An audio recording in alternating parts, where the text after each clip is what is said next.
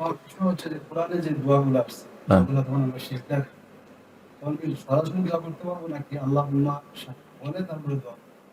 সরাসরি দোয়া সবগুলি দোয়া তো রব্বে দিয়ে শুরু হয়েছে, না হয় রব্বানা দিয়ে শুরু হয়েছে। তো রব্বানা যদি হতো আল্লাহ আমার প্রয়োজন নেই। হ্যাঁ, আর কোরআনে যতগুলি দোয়া আছে হয় রব্বে এক বচন আছে মানে রব্বি ছিল, আর না হয় রব্বানা আছে, হ্যাঁ, আর না হয় আল্লাহম্মা আছে। সবচেয়ে বেশি রব্বে আর রব্বানা আছে, সুতরাং সেখানে আল্লাহম্মা লাগানো সেটা বেমানান হয়ে যাবে, কোনো অর্থহীন না, কোনো প্রয়োজন নেই।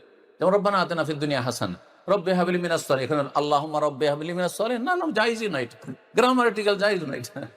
হ্যাঁ, জি প্রবলেম হচ্ছে কি যে আমাদের দেশের লোকজন বলেন যে আমাদের তো ইসলাম আসছে আমাদের দেশে জি উলামাদের কাছ থেকে, যে পীরদের কাছ থেকে, সুফিদের কাছ থেকে। জি ওরা এসে আমাদের দেশে ইসলাম ছড়িয়েছে। হ্যাঁ। তো সেই জন্য ওনাদের কাছে কিভাবে ছেড়ে কথা বলবো?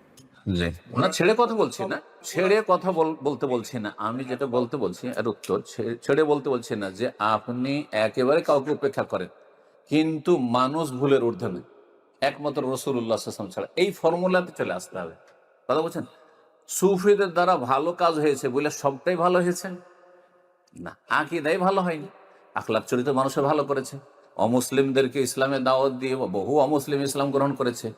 সুফিদের মাধ্যমে যে ধর্মটা গিয়েছে, ডক্টর আসাদুল্লাহ গালেবের থিসিসে এই কথাগুলো আছে, তো সেটা গেছে আপনার উত্তর ভারত হয়ে, মানে ইরান হয়ে উত্তর ভারত হয়ে যে ধর্মটা গেছে, এটা এই সুফি ইজমের ভেজালযুক্ত ইসলাম।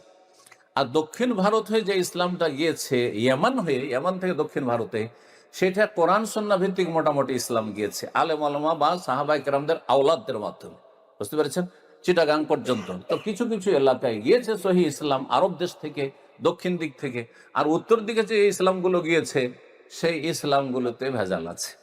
এটা হচ্ছে সংক্ষেপে লম্বা একটা ইতিহাসের খোলাসা কথা। জি, জাযাকুমুল্লাহ খাইর।